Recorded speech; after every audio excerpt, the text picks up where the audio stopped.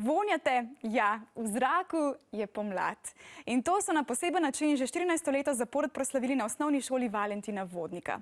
Mladi so v popoldanskem času pripravili prireditev, pa tudi pouk je bil na pomladni dan čisto drugačen.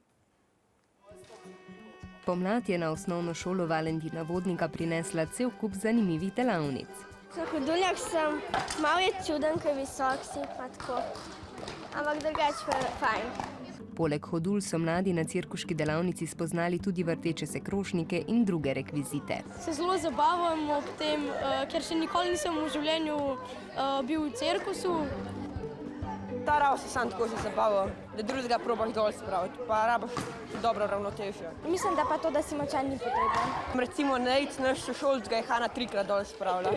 Nisem še čisto siguren, da bi šel v cirkus delati. Bom pa mogoče kdaj drugič še probal. Veliko resneje je bilo na delavnici korak naprej, kjer so mladi razmišljali, kako je, če si otrok s posebnimi potrebami. Naša skupina je dobila gluhost in mi smo dali kljukice za tiste stvari, ki lahko delamo, križce pa za tiste, ki jih ne moremo. Na listu so bili še slepote, jecljanje in podobno.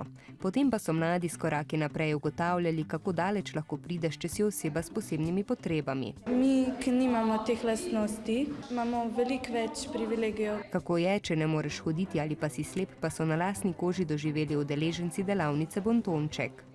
Zelo te stisne v srcu, ker občutiš, kako se počutijo ljudje, ki so slepi, a ne? Izvedeli so tudi, da moramo, preden pomagamo, vprašati, ali oseba pomoč sploh želi. Da jim moraš pač vedno povedati, kje je kakšna ovira. Pomlad je torej tudi čas, da prevetrimo svoje misli.